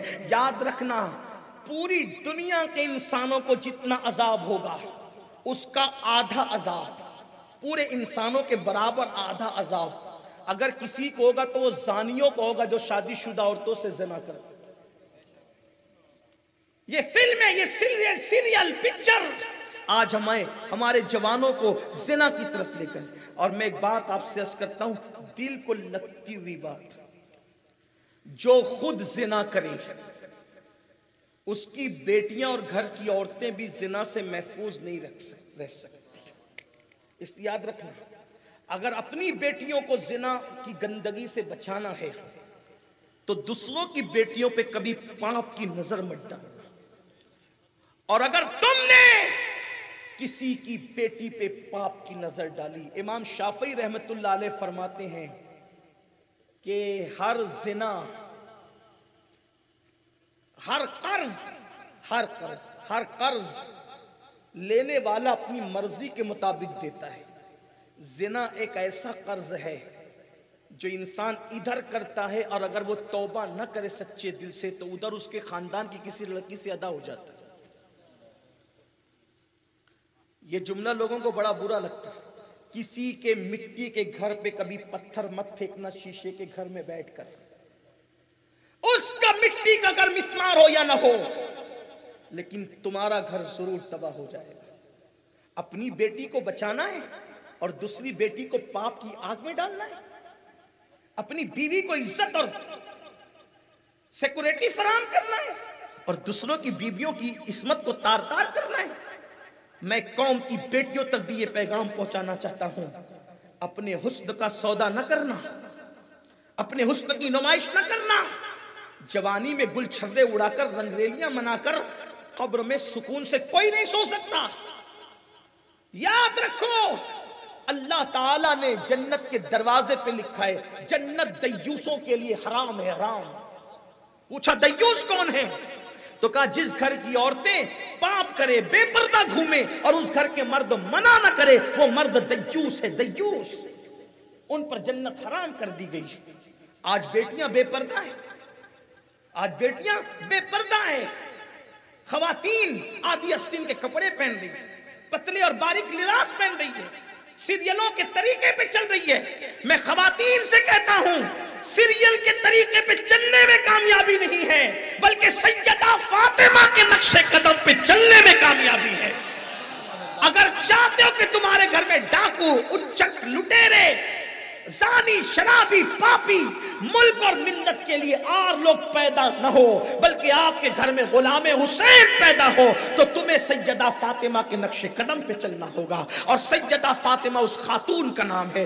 محرم میں لوگ مجھ سے کہہ رہے تھے کہ کیوں سید صاحب آپ کہتے ہیں حسین بے مثال ہے، حسین جیسا کوئی پیدا نہیں ہو سکتا، تو آخر آپ یہ بات اتنی بڑی کیوں کہتے ہیں، مبالغہ کرتے؟ میں نے کہا واللہ آپ اس بات پہ توجہ دیں، حسین جیسا پیدا ہونے کے لیے کوئی فاطمہ جیسی ماں چاہیے، کوئی علی جیسا باپ چاہیے، کوئی محمد الرسول اللہ جیسا نانا چاہیے، کوئی خدیجہ جیسی نانی چاہیے۔ جب حسین پیدا ہوتے ہیں، حسین کی پیدائش کے لیے بابا ہو تو کعبے میں پیدا ہونے والا، اور ماں ہو تو رسول اللہ کے گھر میں پیدا ہونے والی، اور جس کا نانا سید الانبیاء ہوتا حسین بنتے ہیں۔ سبحان اللہ سبحان اللہ۔ تب حسین بنتے ہیں۔ اب تو لا علی لا کے بتا، علی لا کے بتا، بتا سکتا ہے؟ سیدہ فاطمہ جیسی ماں لا کے بتا، لا سکتا ہے؟ نہیں لا سکتا۔ پھر حسین کیسے پیدا کرے گا؟ جب بیج ہی ختم ہو گیا تو پودا کیسے اگائے گا؟ جب وہ کھیتی تیری نظروں سے اوجھل ہو گئی، کیونکہ ہر زمین میں ہر بیج نہیں بویا جاتا، یہ ہے تو نیزے پہ قرآن پڑھنے والا قاری سیدہ فاطمہ کی گود میں آتا ہے۔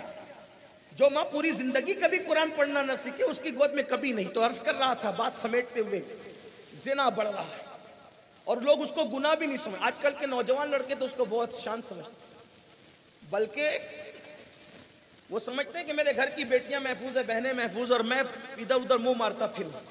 یاد رکھنا قبر میں جو عذاب ہے وہ تو ہے ہی ہے، دنیا میں بھی اس کا عذاب۔ نمبر 1، زنا کرنے والوں کی روزی کو اللہ تنگ کرتا ہے، چہرے سے نورانیت اٹھا لیتا ہے، اور اس کی زندگی بھی اللہ شارٹ کر دیتا ہے، تنگ کر دیتا ہے۔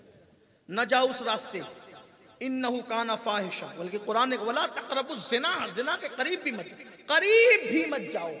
جو راستے وہاں تک لے جاتے ان راستوں پر بھی مت جاؤ۔ ولا تقربوا الزنا انہو کان فاحشہ وساء سبیلا، یہ غلط راستہ ہے، برا راستہ ہے، فحش راستہ ہے، اس کے قریب نہ جاؤ۔ تو میں کہہ رہا تھا کیا، اگر کوئی زنا کرے اس کے گھر کی عورتیں بھی محفوظ نہ رہے گی، مگر یہ کہ وہ سچی توبہ کرے، اور اگر کوئی پاک دامن ہو اس کی گھر کی عورت پہ کوئی کبھی آنچ نہیں آئے گی انشاءاللہ۔ یہ 2 مثالیں بیان کر کے اپنے اصل عنوان کی طرف آگے بات ختم کرنا۔ توجہ کرنا، آج کل کے کچھ لڑکے کیا کرتے ہیں پتہ ہے، اگر کوئی ساتھی ناجائز کام کر رہا ہے تو وہ اس کا سپورٹ کرتے ہیں اور اس کو دوستی کا حق تصور کرتے ہیں۔ دوستی یہ نہیں کہ ناجائز کام میں اس کا سپورٹ کرو، سچے دوست کی پہچان اللہ کے رسول فرماتے سچے دوست کی پہچان یہ ہے کہ جب تو غلط کر تو تیرا دوست تجھے ٹوک کر کے گناہ سے بچا لے، یہ سچا دوست۔ زنا کی طرف جا رہے ہو دوست سپورٹ کر رہا ہے، وہ دوست نہیں دشمن ہے۔ نشے اور شراب کی طرف جا رہے وہ سپورٹ کر رہے، دوست نہیں دشمن ہے۔ ایسے سے بچو، یہ گندے لوگ ہیں۔ 2 دوست تھے، بڑی محبت تھی۔ ایک دوست نے دوسرے دوست سے کہا یار ایک لڑکی ہے اس سے نا میرا دل لگ گیا ہے، میں اس سے پیار کرنے لگا، تو میرا سپورٹ کرے گا؟ کہا کون سی لڑکی؟ کہا یار وہ امام صاحب کی بیوی، اپنی مسجد کے جو امام صاحب ہیں بہت خوبصورت ہے، اس کی بیوی، اس سے دل لگ گیا۔ یہ امام نہ نماز پڑھانے کے بعد مسجد سے گھر چلا آتا ہے، میں اپنا کام نہیں کر پاتا، اگر تو میرا سپورٹ کر تو میں اپنی خواہشات اس سے پوری کروں۔ اب معاشرے میں سب سے حقیر تو کس کو گنا جاتا ہے؟ امام کو۔ اگر امام کر بھی لے گا تو کیا کر لے گا؟ 1000 ہمارے قصور ہوں گے، اس نے کرنا کیا ہے؟ اتنی ہلکی بڑانگ پر پیر رکھنے کی بات تھی، دوست تیار ہو گئے، ٹھیک ہے میں امام کو الجھاؤں گا، نماز پڑھنے کے بعد وہاں چلا جاؤں گا، اس کو مسئلہ پوچھتا رہوں گا، مسئلے میں الجھاتے رہوں گا، دیر گزرے گی، اتنے ٹائم میں تو اپنا کام کر لینا، 5 مرتبہ کیا 4 بار بھی تو دن میں جانا چاہے تو جا سکتا ہے۔ ٹھیک دوستی نبھانے کے چکر میں، دوستی کیا تھی؟ وہ تو گندگی تھی. غلط کام میں کسی کا سپورٹ مت کرو. کربلا سے ہمیں پیغام یہ ملا کہ اگر صحابی کا بیٹا بھی غلط کام کرے ہم اس کا بھی سپورٹ نہیں کریں. یہ ہمیں کربلا نے پیغام ہے. اسلام ہے، یہاں کسی کو نہیں دیکھا جائے. شریعت سب کے اوپر ہے، کوئی شریعت کے اوپر نہیں ہے. ہاں، جب تک میری قوم اماموں کی عزت کرتی رہی اس وقت تک اس قوم کو عزت ملتی رہی. جب سے انہوں نے اماموں کو حقیر سمجھا یہ خود حقیر ہو گئے. جج کو دیکھ کر تو کھڑے ہوتے، وکیل کو دیکھ کر تو کھڑے ہوتے، امام جس کے پیچھے نماز پڑھتے اس کو دیکھ کے کھڑے نہیں ہوتے. ارے یہ اس کو تو ہم 500 خود دیتے ہیں، اس کے لیے کیا کھڑے ہونا. حقیر سمجھتے ہیں. یاد رکھنا، ایک سرکار غریب نواز فرماتے ایک شخص مرا ہمارے دور میں، مرنے کے بعد اس کا منہ قبلے کی طرف نہیں ہوتا تھا. بار بار کرتے تھے نہیں ہوتا تھا. کسی بزرگ نے کہا اس کا منہ کبھی قبلے کی طرف نہیں ہوگا کیونکہ یہ علماء اور سادات کو دیکھ کے منہ پھیر لیا کرتے. جو اپنا منہ علماء کو دیکھ کے پھیر لیتا تھا اس کا منہ مرنے کے بعد قبلے کی طرف کبھی نہیں ہو سکتا. ہوش میں رہو، اچھے کام کرو، اللہ نے زندگی دی ہے، پاپ نہ کرو. بہرحال وہ دوست تیار ہوا، میں امام کو الجھاؤں گا، تو جو کرنے جا کے کر. ایسا ہی ہوا. یہ امام کو پکڑ لیتا اور ادھر ادھر کے مسئلے پوچھتا رہتا. امام بیچارہ بھولا بالا آدمی، خوب جواب دیتا، خوب تحقیق کے دریا بہاتا. کئی دن گزر گئے. ایک دن اس کو احساس ہوا، اس کے ضمیر نے کچوکے دیا. کس کے؟ جو مسئلہ پوچھنے جاتا تھا دوسرا دوست کا. امام صاحب مجھے معاف کرنا، میں آپ کے ساتھ بہت بڑا پاپ کر رہا تھا، آپ کو دھوکہ دے رہا تھا. کہا کیا؟ امام صاحب نے کہا کیا دھوکہ؟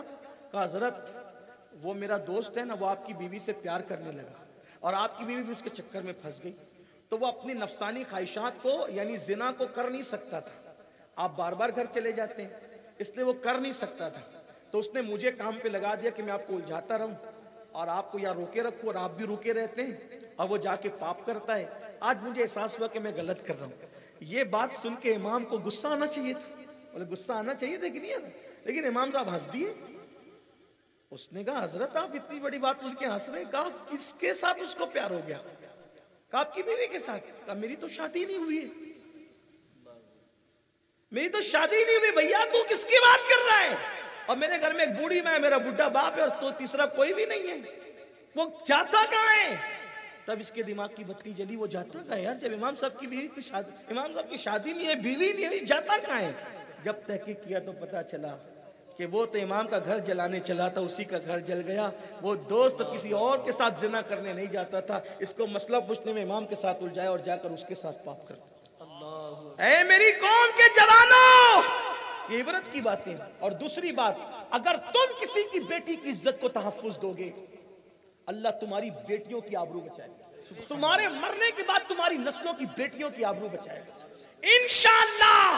یہ فقیر قادری اپنے اللہ رسول کے فرمان پہ یقین کرتے ہوئے آج تمہیں گارنٹی دے رہا ہے، اگر تم نے کسی کی بیٹی کی آبرو کو تار تار کرنے کی بجائے، بیوی کی آبرو کو تار تار کرنے کی بجائے عزت کو تحفظ دیا، اللہ قیامت تک تمہاری بیٹیوں کی عزت اور آبرو کو تحفظ عطا فرمائے گا. کیونکہ میرے نبی نے فرمایا کما تدین تدان، تم جیسا کرو گے تمہارے ساتھ ویسا ہی کیا جائے گا. آپ کو اتنا بتا دوں دل کے کانوں سے، اگر آج سے پہلے کسی نے زنا کیا، پاپ کیا، کسی لڑکی سے ناجائز تعلقات قائم کر کے اس کے جسم سے کھیلا ہے، آج سچے دل سے توبہ کر. توبہ ہر مرض کا علاج ہے.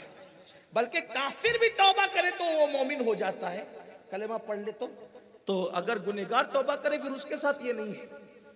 عذاب بہت بڑا ہے اور اتنا بڑا درد بھی ہے. جب پاپ کرنا جوانی میں اچھا لگتا ہے، جب بڈھے ہو کر کے پتہ چلتا ہے نا پوتی کے ساتھ ایسا ہوا، بیٹی کے ساتھ ایسا ہوا، نواسی کے ساتھ، تو آدمی کا دل چاہتا ہے کہ میں زندہ کیوں ہوں. تو یہ دکھ کب ملتے ہیں؟ قدرت انسان کو گناہ کی سزا اس وقت دیتی ہے جب انسان گناہ کر کے بھول جاتا ہے. اس لیے کسی کو پاپ کی نظر سے مت دیکھو. اس سلسلے میں ایک روایت سن لیں، حکایت سن لیں. ایک لڑکی تھی، اس کی 2 بہنیں اور تھی، یعنی وہ 3 بہنیں تھی کل. اور اس کے باپ کو ایک ایسا مرض ہو گیا تھا جو کما دھما نہیں سکتا تھا، بستر پہ پڑ گیا تھا. ماں بھی ایسی مریض تھی کہ وہ بھی بستر پہ پڑی تھی اور کوئی بیٹا نہیں تھا اس شخص کو. وہ لڑکی اتنی حساس طبیعت کی تھی کہ ماں باپ کا علاج کرنا چاہتی تھی لیکن علاج کر نہیں پا رہی تھی کیونکہ وہ اتنا کما نہیں پاتی تھی کہ علاج کر سکے. دوائیاں مہنگی ہوتی ہیں نا، آج کل کوئی بیمار پڑ جائے تو آدمی پریشان سا ہو جاتا ہے. تو لڑکی نے سوچا کہ میں محنت کرتی ہوں، میری بہنیں محنت کرتی ہے، لیکن گھر بھی نہیں چلتا، باپ کی دوا بھی نہیں آتی، کوئی ہماری مدد بھی نہیں کرتا. کیا کریں گے؟ تو اس نے سوچا کہ ایک آسان کاروبار ہے کہ چلو مارکیٹ میں جہاں عورتیں اپنا جسم بیچتی ہے میں بھی اپنا جسم بیچنا شروع کروں، کم سے کم ہماری غربت تو دور ہوگی جب کوئی مدد نہیں کرتا تھا۔ آگے کی بات کرنے سے پہلے میں آپ حضرات سے کہتا ہوں، آپ بہنوں سے کہتا ہوں، یہ جو ہمارے مسلم معاشرے میں لاجوں میں جسم بیچنے والی بچیاں پیدا ہوتی ہیں یا بھاگنے والی بچیاں پیدا ہوتی ہیں، میں ان کی تائید نہیں کر رہا ہوں، لیکن وہ یوں ہی نہیں بھاگتی، کسی کا ہاتھ پکڑ کے بھاگ رہی ہے، جسم بیچ رہی ہے لاجوں میں، ایسے ہی نہیں ہوتا۔ غربت انسان کو مجبور کرتی ہے، اور جب غربت میں ہم ایک دوسرے کی مدد نہیں کرتے نا تو ایسے جرائم پیشہ بچیاں اور ایسے جرائم پیشہ لوگ ہوتے ہیں۔ ہر غریب ایسا نہیں ہوتا، لیکن بعض لوگ صبر والے نہیں ہوتے تو وہ غلط راستے پہ چلے جاتے، ورنہ ہر عورت ایسی نہیں ہوتی۔ 99% عورتیں صبر والی ہوتی ہیں، وہ صبر کر جاتی ہے، لیکن 1% ایسا ہوتا ہے کہ ہم مدد نہیں کرتے اس لیے یہ سب کچھ ہوتا ہے۔ آپ کیوں مدد نہیں کرتے؟ بڑی معذرت کے ساتھ لاڈنو والوں ایک بات کہنا چاہتا ہوں، اگر معاف کر سکتے ہو تو معاف کر دینا، اگر نہیں معاف کر سکتے تو میری بات مت ماننا، یہی چھوڑ دینا۔ آج ہم اپنے پیروں کے گنبد 2-2 کروڑ کے بنا رہے ہیں، ہم مسجدوں کے مینار 2-2 کروڑ کے بنا رہے ہیں، ریس لگی ہوئی ہے، فلاں گاؤں کے اندر مسجد کا مینار اتنا بڑا ہے تو ہم اتنا بڑا بنائیں، فلاں علاقے میں مسجد اتنی بڑی ہے تو ہم اتنی بڑی بنائیں، گاؤں ہے 300 گھروں کا اور مسجد بن رہی ہے 2000 لوگوں کی، سونی پڑی ہوئی ہے۔ میں نہیں کہتا کہ مسجد نہ بناؤ، لیکن جو ضرورت ہے اتنی بناؤ، اپنے مرشدوں کا گنبد بھی بناؤ، لیکن اتنے قیمتی نہ بناؤ، جتنی ضرورت ہے اتنا بناؤ۔ کیوں؟ اس لیے کہ اب بھی تمہارے معاشرے میں بہت سی بچیاں ایسی ہیں جن کی شادی کے لیے پیسے نہیں ہے، وہ سسکیاں لے رہی ہے۔ واٹس ایپ پہ اگر کوئی میسج آ جاتا ہے کہ لڑکی فلاں کے ساتھ بھاگ گئی تو تم ایک دوسرے کو دیکھو لڑکیاں بھاگ رہی ہے، کیوں بھاگ رہی ہے؟ تم ذمہ دار نہیں ہو؟ جب وہ بغیر شادی کے پڑی ہوئی تھی گھر میں سسکیاں لیتے ہوئے، کس نے اس کی خبر لی؟ کس نے اس کی مدد کی؟ کوئی مدد نہیں کی۔ اب درد بھری باتیں جلسے میں کرتے ہو، منافقت کرتے ہو۔ اگر ہم مدد کر دیتے اس بچے کی تو وہ کسی غیر کے ساتھ بھاگنے کی شوقین نہ تھی۔ تم نے اس کو تو بہو نہیں بنایا نا، کیونکہ تم تو بہو بنانے نکلتے ہو تو مالدار ڈھونڈتے ہو، تم بہو بنانے کے لیے نکلتے ہو تو دولت ڈھونڈتے ہو، مال ڈھونڈتے ہو۔ کبھی سوچا کسی غریب کی بیٹی کے سر پہ پلو ڈال دوں گا، مالدار جہیز دے کے بھیجے گا، غریب دعا دے کے بھیجے گا۔ جہیز ختم ہو سکتا ہے لیکن غریب کی دعا کبھی ختم نہیں ہو سکتی، نسلوں تک اس کا اثر رہے گا۔ مجرم ہم ہیں، جرائم ہم نے کیا، ایک دوسرے کو سپورٹ نہیں کیا، اسی لیے بیٹیاں بھاگ رہی ہے۔ بیٹیوں کو بھاگنے سے بچانا ہے تو لوگوں کا سپورٹ کرو، اپنی بیٹی کی شادی کرنے نکلو تو ساتھ میں کسی غریب کو بھی بیاہ دو، اپنے بیٹوں کی شادی کرنے نکلو تو مالداروں میں ڈھونڈنے کی بجائے غریبوں کی بچیوں کو ترجیح دو۔ مالداروں کے گھر تو کوئی بھی چلا جائے گا لیکن غریب کے سر پہ کوئی پلو تو ڈالے۔ کوئی جوان ایسا تو ہے کہ یہ سوچے میں بیوہ کی بیٹی سے شادی کروں گا، میں کسی غریب کی بیٹی سے شادی کروں گا۔ یاد رکھنا کسی غریب کے دل سے جو دعا نکلے گی اللہ تمہاری نسلوں کی تقدیر کو بدل دے گا، اس لیے کہ دعائیں تقدیر بدل دیتی ہے۔ یہ درد بھری باتوں سے صرف کام نہیں چلتا، میدان عمل میں آنا پڑے گا۔ تو المختصر یہ بات سمیٹتے ہوئے میرے عزیز، وہ لڑکیاں 3 بہنیں تھیں، بڑی بہن حساس تھی، سوچا ماں باپ کا علاج کرنا ہے، چلو جسم بیچتے ہیں۔ اس نے کیا کیا؟ چپکے سے کچھ نہیں بتایا، شام کے وقت منہ دھویا، پھٹا پرانا برقع پہنا، میک اپ کا کوئی سامان تو اس کے پاس تھا نہیں، لیکن وہ تھی اتنی خوبصورت کہ پورے شہر میں اتنی حسین و جمیل کسی کی بیٹی نہیں تھی۔ اس نے سوچا حسن کا سودا کروں گی، کون مال نہیں لگائے گا میرے پیچھے، اور وہ پرانا سا برقع اوڑھ کر کے بازار میں گئی، بازار میں جا کر کے برقع اتار دیا، اور شام کو جہاں لڑکیاں اپنا جسم بیچنے بیٹھتی تھی وہیں پر وہ بھی بیٹھ گئی۔ لیکن اس نے دیکھا کہ جو مالدار آتا ہے اس کے قریب آ کر پتہ نہیں کیا ہو جاتا ہے کہ اس کی نظریں جھک جاتی ہیں۔ جو آیا، جو مرد آیا، نظریں جھک گئی، آگے گیا، کسی کو اٹھا لے گیا، کسی کو اٹھا لے گیا۔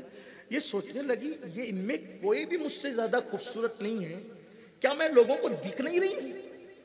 پھر اس نے اپنا مزید چہرہ کھولا کہ اب کوئی دیکھے گا۔ اس طریقے سے آدھی رات گزر گئی اور پوری مارکیٹ لڑکیوں سے خالی ہو گئی، یہ اکیلی بچی، اور اس کے پاس آنا تو دور کی بات، اس پر کسی کی نظر تک نہیں اٹھی۔ خوب پھوٹ پھوٹ کے روئی، اپنی غلطی پر نادم بھی ہوئی اور گھر کی طرف پلٹی۔ گھر میں تو کوہرام مچا تھا، شریف کی بیٹی شام سے لے کر آدھی رات تک گھر سے غائب ہے، پتہ آتا کچھ نہیں، ماں باپ رو رہے ہیں، بہنیں رو رہی، کہاں چلی گئی یہ، کہاں چلی گئی؟ جب آدھی رات کے بعد دروازے پہ دستک ہوئی تو باپ نے دل پکڑا، ماں نے دل پکڑا، ہوگا کیا؟ دروازہ کھولا گیا تو بیٹی آئی۔ آنے کے بعد باپ نے رندیائی ہوئی آواز میں پوچھا، کہاں گئی تھی کم بخت بتائے بغیر؟ ماں اور باپ کے قدم پکڑ کر اس لڑکی نے کہا، پہلے معاف کر دو پھر بتاؤں۔ کہا معاف کیا لیکن بتا کہاں گئی تھی؟ تو کہا کہ ایسی جگہ گئی تھی کہ میں تو گئی تھی برائی کرنے، لیکن قسمت نے مجھے برائی سے روک دیا، میرے رب نے کرم فرمایا، احساس کے ساتھ آئی ہوں۔ کیا ہوا کیا؟ کہا کہ میں نے سوچا آپ کی دوا کے لیے، ماں کی دوا کے لیے، گھر کے خرچے کے لیے کوئی مدد نہیں کرتا، آج میں اپنا جسم بیچ کر کے پیسے کماؤں گی اور اپنے ماں باپ کی غربت کو دور کروں گی، ماں باپ کو موت سے بچاؤں گی، ان کی زندگی کے لیے، ان کی صحت کے لیے علاج کروں گی۔ باپ نے اتنا سنا تو دل پکڑا، پھر کہا کیا ہوا پھر؟ کہا بابا اللہ کی عزت کی قسم، اللہ کی عزت کی قسم، مصطفیٰ جان رحمت کی ختم نبوت کا عہد، بابا میں بیٹھی رہی آدھی رات تک، لیکن جو بھی جوان آتا اس کی نظریں میرے پاس آ کر کے جھک جاتی، کسی نے مجھے نظر اٹھا کے دیکھا بھی نہیں، میں ناکامی پہ رو پڑی، لیکن وہ میری ناکامی نہیں بلکہ کامیابی تھی۔ باپ نے بیٹی کو سینے سے لگا کے کہا، میری بیٹی تو آدھی رات نہیں، اگر وہ اپنی زندگی کی 1000 راتیں بھی اس بازار میں بیٹھی رہتی تو انشاءاللہ تجھ پر کوئی پاپ کی نظر نہ اٹھاتا، مجھے یقین تک کوئی نہ اٹھاتا۔ کہا بابا کیوں؟ کہا اس لیے بیٹی کہ تیرے باپ نے کبھی کسی عورت کو پاپ کی نظر سے نہ دیکھا، جب تیرے باپ نے کسی پر غلط نظر نہیں اٹھائی تو اس کی بیٹی پر غلط نظر کون اٹھا سکتا ہے؟ کیونکہ میرے نبی کا فرمان ہے، کما تدین تدان، تم جیسا کرو گے تمہارے ساتھ ویسا ہی کیا جائے گا۔ میری بیٹی، مجھے یقین ہے میری بیٹیوں کی آبروؤں سے کھیلا نہیں جائے گا۔ اے میری قوم کے جوانوں، نکلو اس گندگی سے، یہ وہ پاپ ہے کہ لمحوں کے گناہوں نے صدیوں کی سزا پائی، نکلو اس خرابی سے، انشاءاللہ توبہ کرو گے، اللہ تعالیٰ آج بھی تمہاری بہن بیٹیوں کی عزت کی حفاظت کرے گا، ورنہ یاد رکھنا اگر پاپ کرتے رہے تو تباہ ہو جاؤ۔ جہاں گناہ ہے وہاں فنا ہے، جہاں زنا ہے وہاں فنا ہے۔ تو میں جو بات کرنے چلا تھا بیچ میں بات آ گئی کہ لوگ کہتے ہیں، توجہ کرے بات ختم کر، لوگ کہتے ہیں نبی قبر میں نہیں، صحابہ قبر میں نہیں، ولی قبر، یہ سب مر کے مٹی میں ختم ہو گیا، خاک ہے کچھ نہیں۔ پھر لوگ اس پہ بھی کیا کہتے ہیں، نماز پڑھو۔ میں نے بھی کہا نماز نہیں پڑھو گے تو کیا ہوگا؟ یہ ہوگا اگر فجر نہیں پڑھو گے تو ظہر تک سانپ ڈسے گا، ظہر نہیں پڑھو گے تو عصر تک ڈسے گا، عصر نہیں پڑھو گے تو مغرب تک ڈسے گا، مغرب نہیں پڑھو گے تو عشاء تک ڈسے گا، عشاء نہیں پڑھو گے تو کب تک ڈسے گا؟ فجر تک۔ اور یہ سلسلہ کب تک چلے گا؟ قیامت تک۔ کب تک چلے گا؟ کب تک چلے گا؟ یہی بولتے ہیں، اس پہ ہم بھی متفق ہیں، لیکن آپ سے پوچھتے ہیں جو عذاب ہوگا قبر میں قیامت تک، شرابی پر، زانی پر، بے نمازی پہ، کس پہ عذاب ہوگا؟ مٹی پہ ہوگا، پتھر پہ ہوگا کہ انسان پہ ہوگا؟ بولو بھائی کس پہ ہوگا عذاب؟ بات سمجھ میں آتی ہے؟ کس پہ ہوگا عذاب؟ اچھا مردے پہ ہوگا یا زندہ کر کے ہوگا؟ بولو بھائی۔ تو شرابی، زانی، بے نمازی قیامت تک قبر میں موجود ہے تبھی تو عذاب ہوگا؟ بولو بھائی بات سمجھ میں آتی کہ نہیں؟ شرابی، زانی، بے نمازی قبر میں ہے، زندہ ہے، موجود ہے، تبھی تو عذاب ہو رہا ہے ان پر۔ حیرت کی بات ہے لوگ بے نمازی کو قبر میں موجود اور زندہ مانتے ہیں اور غوث اعظم کو قبر میں زندہ اور موجود نہیں مانتے۔ کتنی حیرت کی بات، कितने हैरत की बात है। ये जो बातें लोग पेश करते हैं उन्हीं बातों से हम बातें साबित कर रहे हैं। तो इससे पता चला मुसलमानों, अहले सुन्नत का मसला की हक है, सच्चा है, इसी पे कायम रहो। और बताने के बाद भी अगर आप अपनी मर्जी से रहोगे, अपनी तबीयत से किसी के भी पीछे जाओगे, दौलत देखकर, ये देखकर, वो देखकर, वो देखकर, तो याद रखना आपकी कब्र में मैं नहीं आऊँगा, मेरी कब्र में आप नहीं आएंगे, मगर तबाह हो जाओगे, बर्बाद हो जाओगे। इसलिए अहले सुन्नत के अकीदे पे कायम रहो। अहले सुन्नत का अकीदा ही सच्चा अकीदा है, अहले सुन्नत का मसलक ही सच्चा मसलक है। और मेरे इमाम कहते हैं, तेरे गुलामों का नक्शे कदम है राह खुदा, वो क्या भटक सके जो ये सुराग लेके चले। जिना बनेगी मुहिब्बान चार यार की कब्र, जो अपने सीनों में ये चार बाग लेके चले। दौरान गुफ्तगू अगर कोई गलती हो तो अल्लाह ताला माफ़ फरमाए। अस्तगफिरुल्लाह रब्बी मिन कुल्लि ज़म्बि व अतूबु इलैहि। आज की इस महफिल में हमारे कायद, हमारे अमीर हुज़ूर किबला अमीर सुन्नी दावत इस्लामी हज़रत अल्लामा शाकिर अली नूरी साहब किबला ख़ुद भी आने वाले थे, लेकिन रात में अचानक उनकी तबीयत ख़राब होने की वजह से उन्होंने माज़रत कर ली। और उनके लिए दुआ करें कि अल्लाह उन्हें शिफ़ाए कामिला व अता फरमाए। अस्सलामु अलैकुम व रहमतुल्लाहि व बरकातहू।